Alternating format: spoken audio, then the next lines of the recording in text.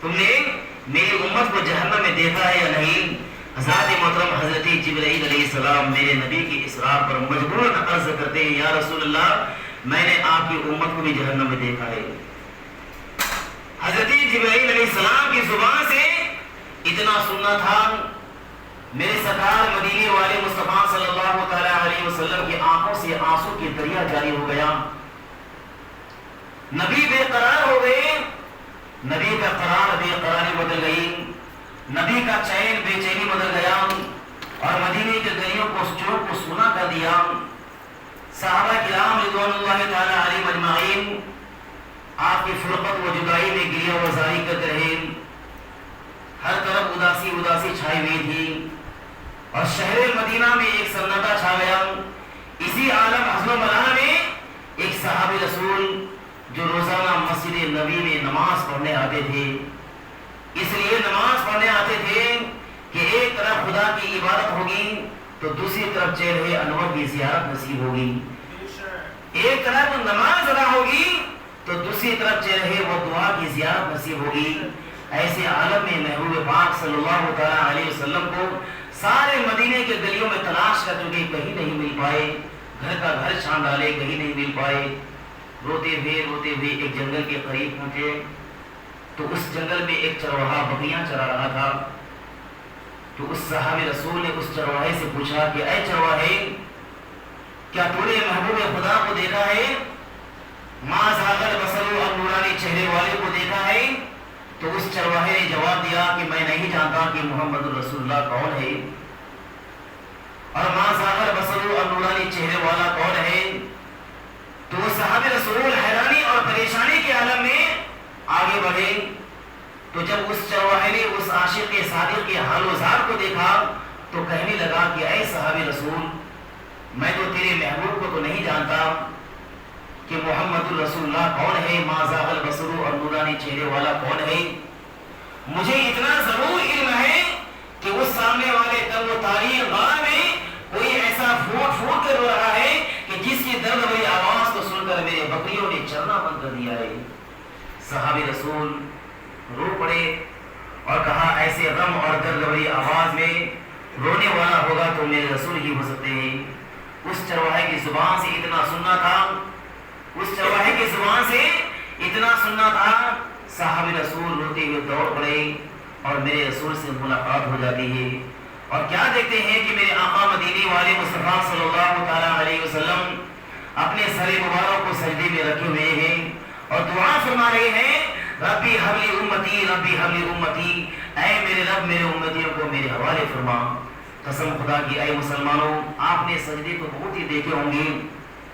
لیکن نبی کا سجدہ بہت ہی نرالا تھا، میرے آقا کا سجدہ بہت ہی انوکھا تھا۔ قیامت تک نبی کے اس سجدے کا جواب دنیا پیش نہیں کر سکتی۔ آئیے میں آپ کو بتاؤں، میرے سرکار مدینے والے مصطفیٰ صلی اللہ تعالی علیہ وسلم کی ماں خاتون جنت حضرت آمنہ رضی اللہ تعالی عنہا کے اوپر جب جاننے کا عالم طاری ہوا، خاتون جنت حضرت آمنہ رضی اللہ تعالی عنہا کا جب وصال کا وقت قریب آیا تو میرے آقا مدینے والے مصطفیٰ صلی اللہ تعالی علیہ وسلم اپنی ماں کا سر دبا رہے ہیں کیونکہ ماں کا سایہ سر سے اٹھ رہا ہے۔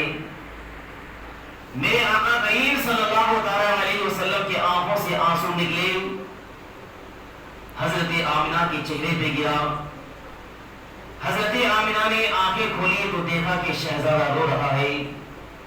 شہزادہ رو رہا ہے۔ نبی کی آنکھوں سے آنسو نکلے، حضرت آمنہ کے چہرے پہ گرا تو حضرت آمنہ خاتون نے اپنا ہاتھ میرے آقا کریم صلی اللہ تعالی علیہ وسلم کے چہرے پہ پھیرا اور کہا مت رو میرے لال، آنسو مت بہا میرے لال، تو دنیا میں رونے کے لیے نہیں آئے ہو بلکہ روتے ہو کو ہنسانے کے لیے آئے ہو، تم دنیا میں آنسو بہانے کے لیے نہیں آئے ہو بلکہ بہتے ہوئے آنسو کو پوچھنے کے لیے آئے ہو۔ حضرات محترم، آج اولاد اپنی ماں کی میت میں اس لیے روتے ہیں کہ ماں گزر جانے کے بعد میں اکیلا ہو جاؤں گا، تنہا ہو جاؤں گا، لیکن نبی کی ماں خاتون جنت حضرت آمنہ رضی اللہ تعالی عنہا فرماتی ہے کہ مت رو میرے لال، آنسو مت بہا میرے لال، تو کسی کے سہارے کی محتاج نہیں، بلکہ تیرا خدا تیرا سہارا ہے اور تو ساری خدائی کا سہارا ہے۔ ذات محترم 4 سال کی عمر ہے میرے آقا کی، مجھے بتائے اگر کسی کی ماں کا انتقال کا وقت قریب ہو تو ان کی اولادوں کو کتنے لوگ سہارا دینے کی بات کرتے ہیں؟ چاچا کہتے ہیں مت رو میرے لال، ابھی تیرا چاچا زندہ ہے۔ ماما کہتے ہیں مت رو میرے لال، ابھی تیرا ماما زندہ ہے۔ خالو کہتے ہیں مت رو میرے لال، ابھی تیرا خالو زندہ ہے۔ پھپھا کہتے ہیں مت رو میرے لال، ابھی تیرا پھپھا زندہ ہے۔ لیکن اے مسلمانوں، قربان جاؤ میرے نبی کی عظمت پر، نبی کے سر سے ماں کا سایہ اٹھ رہا ہے،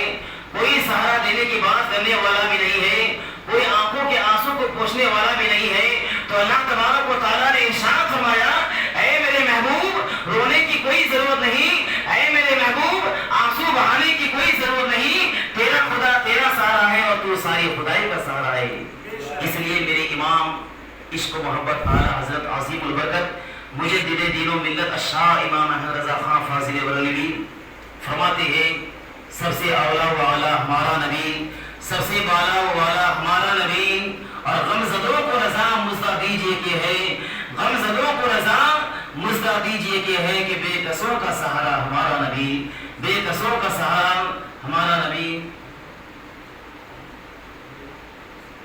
السلام علیکم ورحمۃ اللہ۔